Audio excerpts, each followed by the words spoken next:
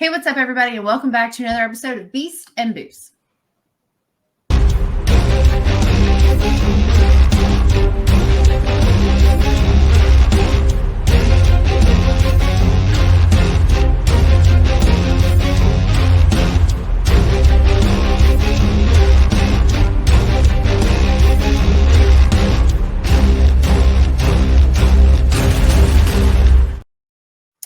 And we're back with our season finale of Beast and Booze.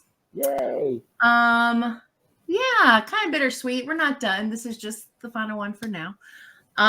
If you're not familiar with this series, myself and my co-host, Ivan Lopez, discuss cryptids and beasties, and we have a drink while we talk about it. And so when last we met, Ivan covered...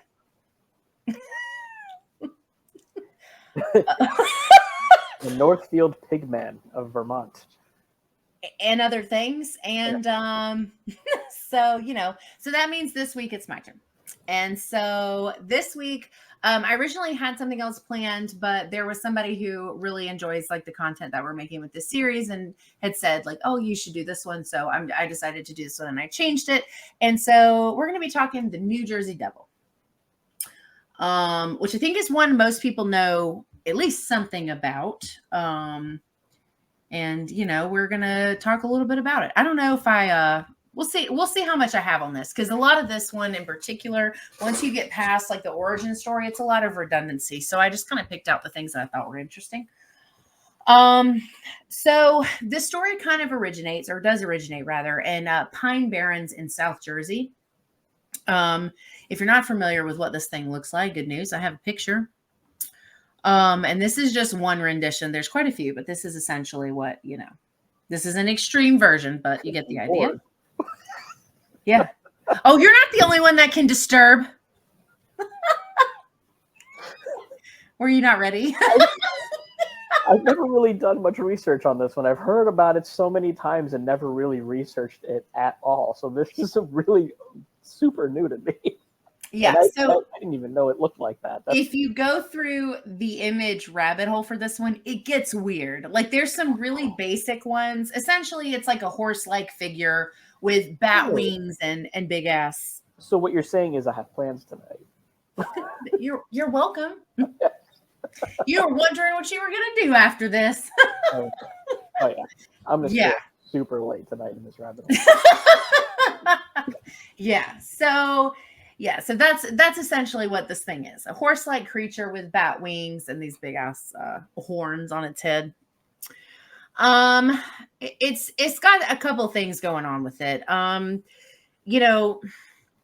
This one actually has like, I watched this documentary when I went to Mothman. I've talked about this company before.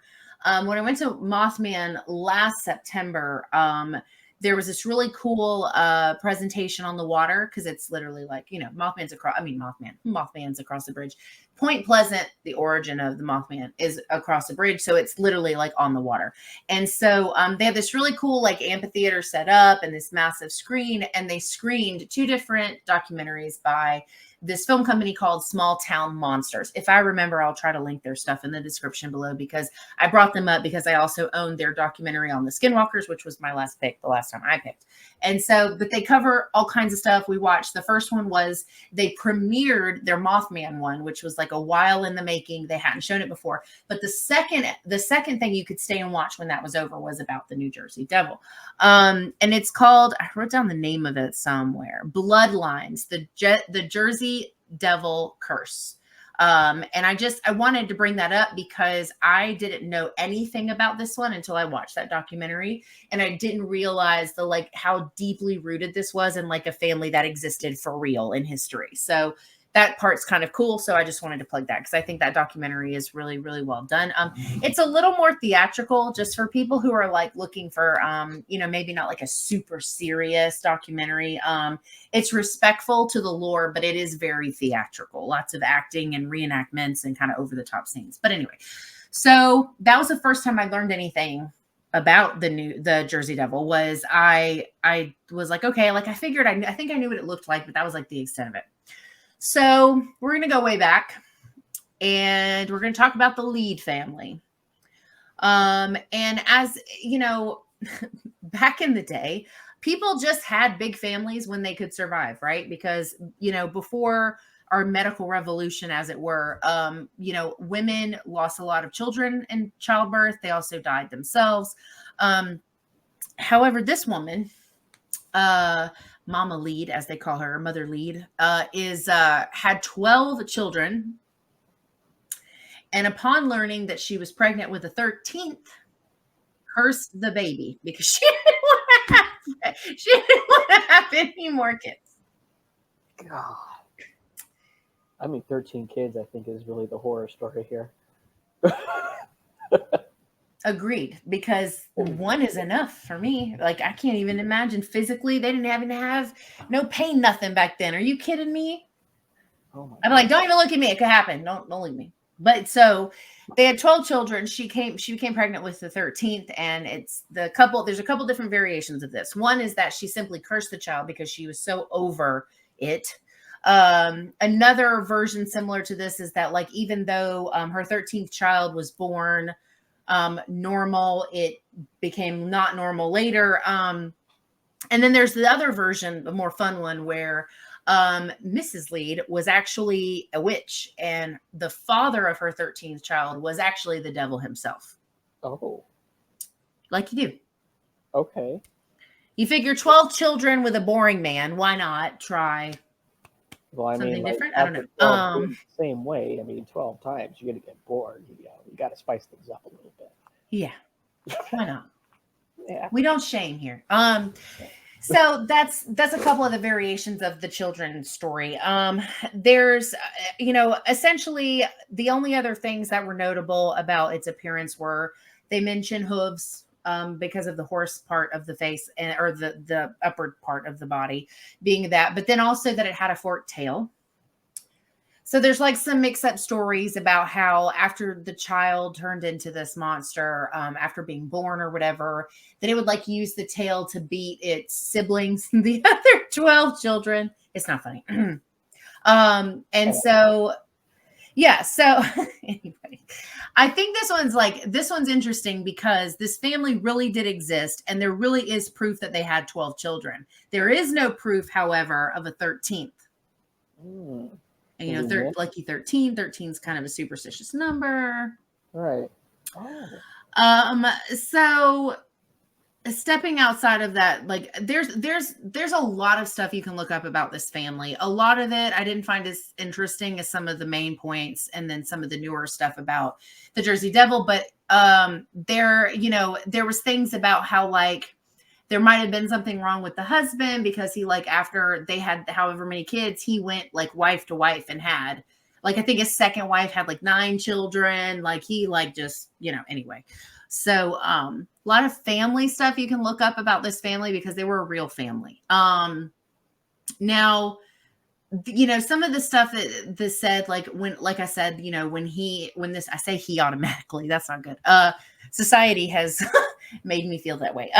When this 13th child was born, and it would, hurt its siblings. It wasn't, like, it's obviously like the devil's kid or in some of the senses, but it, got out through, like, ran up the chimney and escaped to go live in the woods. And then that's how we got our modern day sightings of this creature, because it didn't live with its family for very long. And then it went out into, just live into the wilderness, which is similar theme to some of the stuff we talked about with the big man. Yeah, so there's some other stories about how people, like hunters, would go out and try to find this thing, and they described, pretty similar things. Sometimes it was other animals that they said it looked like. No one could ever have any proof of it, or they couldn't kill it for different reasons. They performed exorcisms in the woods to try to rid this thing, even though it was technically a physical thing. They believed it to be, an evil entity. So they tried exorcisms to get rid of it, all paranoia and that kind of thing. And then, there's a few random things in between, but the next really big thing that happened was January 16th through the 23rd of the year 1909. Out of seemingly nowhere, there were hundreds and hundreds of people that reported into the newspapers that they had seen the Jersey Devil. And it was the stories were all over the place. There was a couple of stories that involved things being attacked, like a trolley accident was blamed on the Jersey Devil. There was a social club that was supposedly attacked. Just lots of sightings and stuff all around in that one like week period in 1909. Wow. This caused, as I'm sure you can assume, mass panic. Everyone was like, oh God, like, and it even resulted in things like schools and businesses closing for an undetermined amount of time because people were so scared this thing was coming and it was like going to kill them all, basically. Even though, as far as I found, there were no deaths related to any of those incidences there, but people said they were attacked. So it caused like hysteria and people freaked out and closed down a bunch of stuff. After these sightings, it got to a point where the Philadelphia Zoo offered $10,000 for the capture of an alive Jersey Devil, which caused, an increase in hunters going out to try to find it, people in the woods. But of course, it also resulted in tons of hoaxes, people saying they had it, but not being able to prove it, or just jumping through hoops to try to get that money. I mean, $10,000 in the 1900s. Early 1900s is it's a lot. I'm picturing like horses with like duct taped. Yeah, I mean all kinds of stuff. And it's interesting because like you think about kind of the way society works, it's not really that different because this created a hysteria and a fear of something with a religious origin story, sort of. And it caused this panic that then got worse and turned people into even worse people, because then there was a money component of like, oh, if I do these things to these other animals, if I do, then, I can get this money or whatever. And it was a lot of money back then. That's a lot of money now, but it was really a lot of money back then. And yeah, a lot of the stuff, like I said, is super, super, super redundant. But the Lead family, if you look them up, you'll find a lot of ties to their like hocus pocus stories leading into like political movements and things that were a result of, I think, the fear and stuff that they kind of invoked. I don't, when it comes to these stories of these women giving birth to, Satan's children or a demonic child, this one is like got to be one of the originals because this one was so long ago. Yeah, I don't really have a lot else on it. I'm going to be honest. I do have some questions for you, but I have a question for you. What? Is there only one Jersey Devil, or has this over time become somewhat of a species? I don't know. I think what I've seen mostly is, I think because they have it tied to like supernatural, it's just one. Okay. Because it didn't seem like, from what I read, it didn't seem like it's gone really far past like, Philadelphia, Southern New Jersey. Like it's got like very specific places. But this is also one though that like so many people have said that they've seen. Like this one is one that when you hear about it, you hear about sightings, and that's not always the case for the other ones. Like Wendigo sightings, for example, are like like there was the ones that started the stories, but it's not like people are just walking around being like, oh my God, I saw Wendigo today. Like that's not a thing. But this is something that happens like still. Like the last time I saw somebody reporting like an incident where they had seen the Jersey Devil was 2022.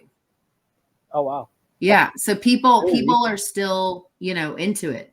That's incredible. I think that's the most recent sighting that we've mentioned so far. Yeah.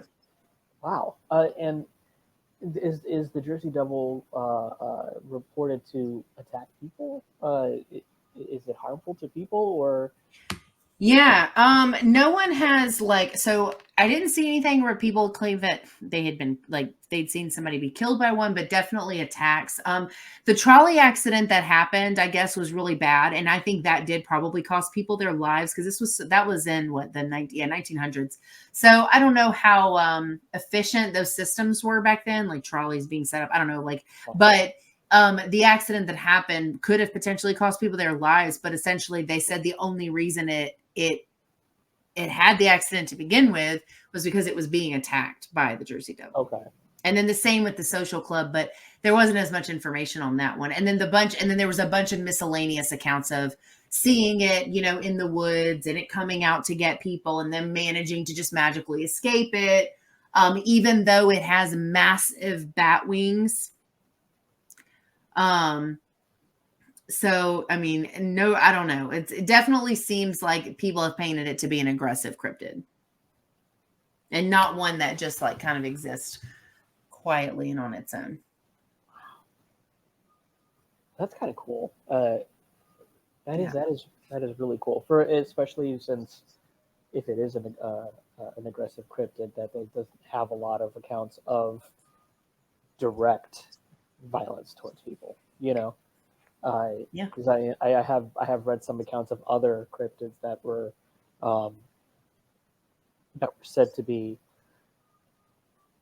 aggressive towards people or even towards livestock or something, where at least there's some kind of, not evidence per se, but at least like, hey, my chickens died. It was a chupacabra because my chickens and goats are dead, or sure, or something else, or something or another. Like people report that scratches on their own bodies were because of an attack of this thing. Right. It's fascinating to me that this would be deemed aggressive without having those like direct pieces of quote unquote evidence of of the attack. Yeah. A lot of the sightings too for this one are really similar to those of the Mothman. So things like, seeing it on the side of the road and then it flies up into nothing and you can't see it anymore. A lot of like pass and go things that you could ask for evidence, but they're going to just say, oh, well, I was just driving along the road and I saw it and, it's the truth. So it had a lot of parallels with that as far as like some of the sightings, like people saying, its wingspan was so big, it blocked out the light on the road if like from moonlight or whatever the case may be. And then it flapped its wings and it was just magically gone. And then they kept driving, I guess, afterwards. But I thought it was interesting because a lot of sightings from Mothman are described just the same way. They see this creature on the side of the road or in the middle of the road. And it's, just this brief moment before it goes away and that's it. And it never requires there to have been any proof of an accident or an attack or, nothing like that. And there's been no theory about about the Mothman and the Jersey Devil somehow being either related or maybe even one and the same, given how close in proximity the two states are that are the home for these two. I'm kind of wondering about that. I mean, but I guess like Mothman is sort of a harbinger of chaos, Sometimes. Yeah. Whereas that Jersey Devil doesn't seem. It's like pure bad. It's just pure bad. It doesn't tell you chaos is coming. It just causes it. Yeah. Well, and the Jersey Devil came first as far as like origin stories and timelines and stuff. So I think, I've heard in conversations with probably it might have even been in documentaries and stuff that I've watched or stuff on cryptids where, there's some speculation of like some attempt to recreate a cryptid, but still have it be similar to one that was already in existence because the Jersey Devil has been around longer than Mothman has. Right. So it could be that, the relation could be that when the story of Mothman was created, that's kind of where it drew some inspiration. Everything has an inspiration when it's come to be. So, but I don't know, like this is one I don't think I necessarily buy into too much as far as like it's very possible that this family was into some really messed up shit, but to me, it sounded more like the family was coming up with ways to gain wealth or political power or something to that effect. And they were using things, like they still do, where they take, people's fear of things from a religious element and then tying it into something horrible happening and then making it seem like, their family shouldn't be messed with because these are the things they're tied to. But I don't know. Like, it just sounded like a lot of the stuff I saw just kept circling back to political stuff where the family, proceeded after that to be like the husband in particular going on and being and getting more money and just being like a different, you know, status altogether. So it sounds like a cool origin story for like a movie or a book or something, but I think it definitely was one of those situations where a more real life application of attempting to use people's fear of things that they don't understand to manipulate situations in your favor. That is such a I don't know. I had the words. Oh my god, I am to the bottom of my glass right now. Um,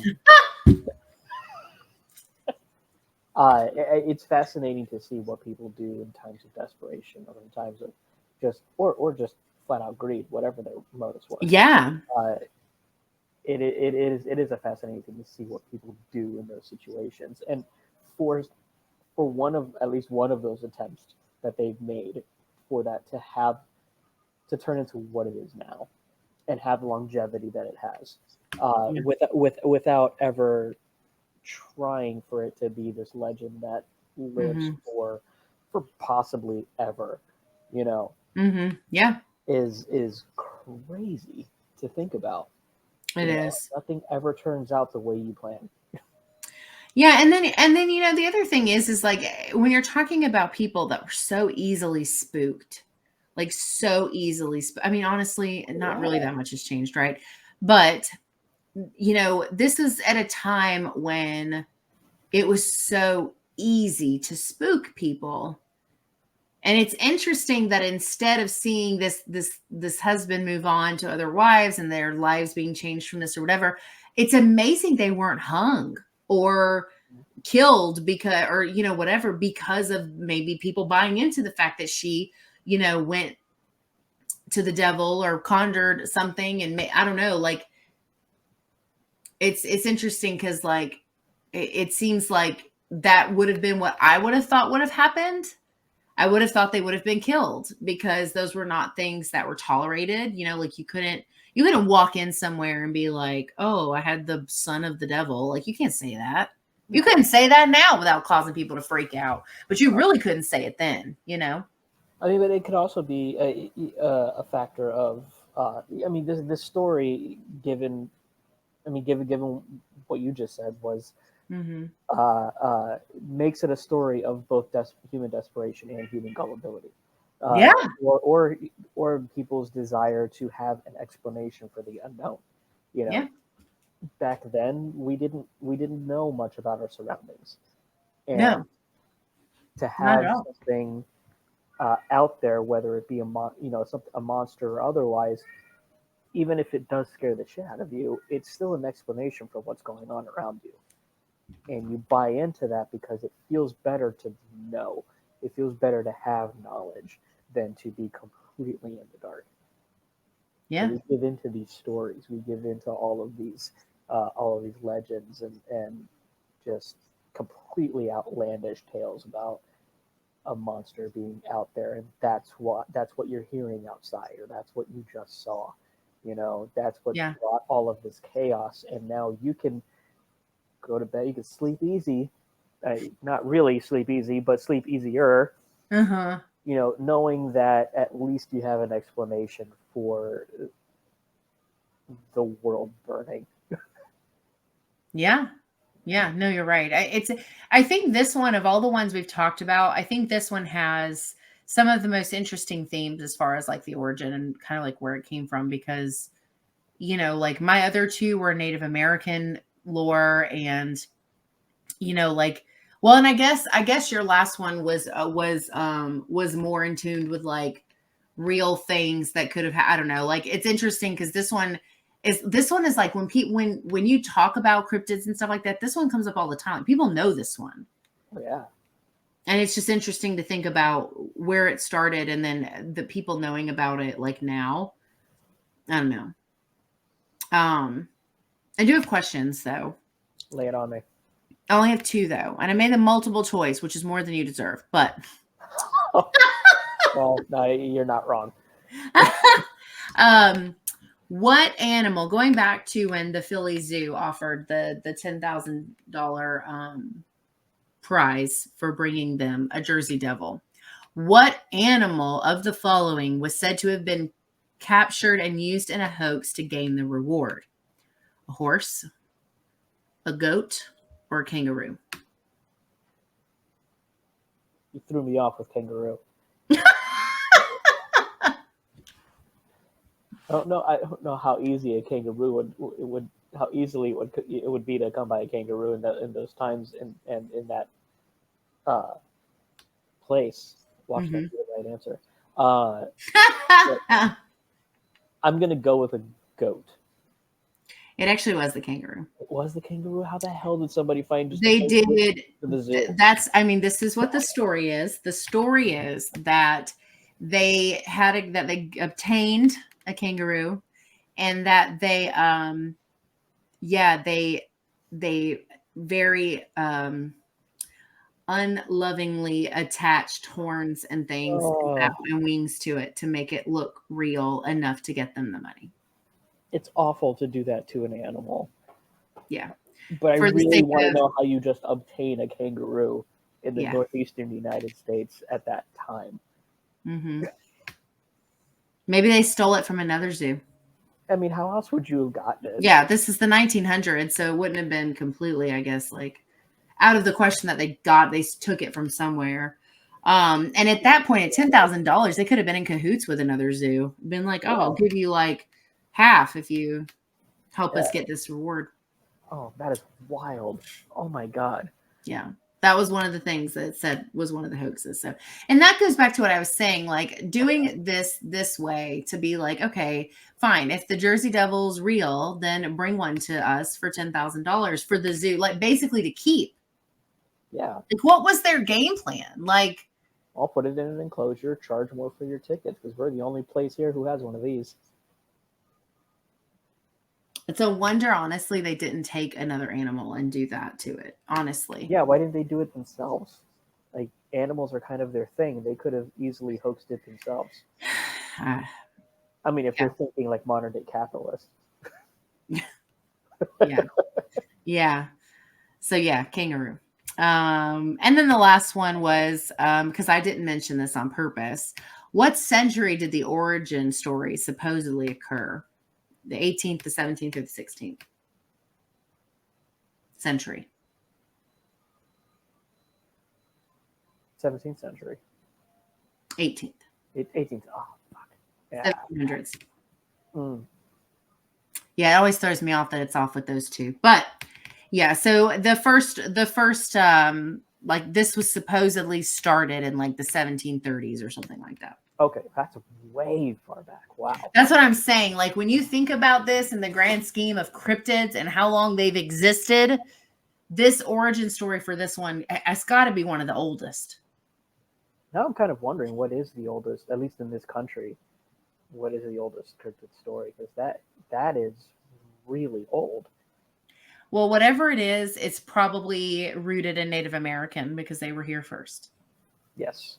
So I imagine maybe Wendigos were, yeah, maybe. Wendigos and went further back. But they have a lot though. They have a lot of animal monster lore, like a lot. And I think, but I would assume that would be one of the oldest. But this one has got to be one of the oldest of like, the white man, because it's definitely like the 1700s. Like and in comparison to things like Mothman and the first sighting of Nessie and Bigfoot, and when you're comparing it to things like that, it's like that was a long ass time ago. There's a whole story about a family, like, I don't know, it's wild. And the family, it's like I said, the family really existed. It's not like that was completely made up. Like there's proof of this family. There's proof that they had that many fucking kids. Like it's wild. Which really brings some truth to the story. I love when these stories are rooted in fact in any way, shape, or possible, because that just brings up the level of validity. Excuse me. The level of validity to these stories. Not that the creature itself is far fetched. I know what you're saying though, but just the people parts of it. Yeah, we connect with it more that way. We connected with them a lot easier that way. Yeah, so it's fascinating. I love it so much. But that's classic storytelling for you, right? You have to have some type of element that people can relate to so that they can latch onto it. And just with all of these cryptid stories, having that little bit of reality, still just hanging on to it, just keeps it from getting too far up in the air. It's pretty cool. And I think this is the only one that we've talked about that's based in like a westernized religion. Yeah. Because, I mean, obviously the Native American stuff has some spirituality stuff to it, right? But it's not the same as like Christianity and God and the devil and blah, blah, blah, blah, blah, right? It's the first of an Abrahamic religion that we've yeah, that's a better way to put it. Yeah. Like, and that's even more interesting. Because like I went into this one kind of being like, yeah, everyone knows this one. Like, let me see what I can learn about it. But when you think about what it says about religion and people, it's very interesting to kind of dissect in that way, I think. Oh, absolutely. It has such an influence. And which is why I thought we would be talking a little bit more about it, but we don't. And it doesn't mean that they don't exist within these religions, because I mean, we have this, this New Jersey Devil, and we have like Leviathan, that exist within these Abrahamic tales, and we don't talk about them nearly as much. There aren't as many of these types of monsters within the cultural zeitgeist as you would think there would be. Yeah. Which is odd. Yeah. Wonder why that is, but I think maybe it's because as these religions may lean a little bit more on supernatural, things like demons and your demon possession and spirits, angels and stuff like that, as opposed to like tangible creatures. Yeah, no, I mean, you're right. And it's interesting because like all of them are related to animals in some way, which is obviously what we kind of define as cryptid, is like an animal turned into these other things. But this one, to tie it into taking on an animalistic form of multiple animals just because it was born of the seed of Satan, is like a weird. Because like when I think Satan, I don't think horses. You know what I mean? Like I don't think a horse. Well, that's why I went with goat with my answer, because I figured, well, goats are they relative to satanic symbolism, they already have horns. It would be a pretty easy hoax. Yeah. And there is already a goat piece to it because that's what the horns are supposed to be, I think. So but yeah, I mean, it's interesting. It makes me wonder too, like how many others are there that are rooted in something specifically like this, religion based, or, because I don't know. It's interesting to think about the time frame, 1700, mid 1700s. And this story coming about, and of course too, the other thing is like this could have almost nothing to do with the family and could be more of just rumors about the family because of dislikes, because of who knows, right? Like it could really be about anything. And so it's pretty interesting. Absolutely. These things, it could have came from anywhere.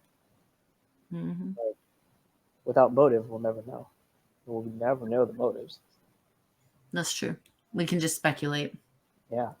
Based on, hundreds and hundreds of year old documents at this point. Hundreds and That's part of the fun though. And next season, I'm going to be sure that I find some religious based cryptids. I love stuff like that anyway. Religion based stuff. All right. I'm gonna find them. I'm gonna find as many as I can. Yeah, it'll be cool to see what we come up with for the next season. We don't know when that's going to be, but probably if we do next summer, I want to take a time to do the other ones that we talked about, the whatever that's going to be called. I mean, it'll be a sub series of this probably with the internet ones that blew up. Yeah, I think that one's going to be a lot of fun to talk about. So we'll probably do another mini series on those, maybe before we get back to doing these. We'll see, but it depends on what time or how time plays out. But anyway, so slightly shorter episode for our finale, but I think this one's just really common, and it has this interesting, like politically woven background, and like not much else other than the sightings and the attacks in the 1909.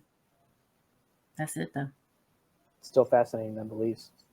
It is pretty interesting. So if you want it, that could be another rabbit hole for you, deletes, because Oh, it will be. you can definitely look into a lot of stuff about that family, and maybe you'll probably learn way more about it than I did, because I didn't care so much about the family stuff. I wanted to more get into like the sightings and the stuff people were saying they saw or experienced, but it was a lot of stuff about the Lead family. So yeah. Well, we'll see. We'll see where the rabbit hole takes me. Yeah. So yeah, that's our season finale of Beast and Booze. We did 6 episodes. We plan to come back and do more. We have another series we're talking about. We'll figure that out eventually. And yeah, if you haven't seen any of the other episodes, once again, there's a playlist, and you can go watch the other ones.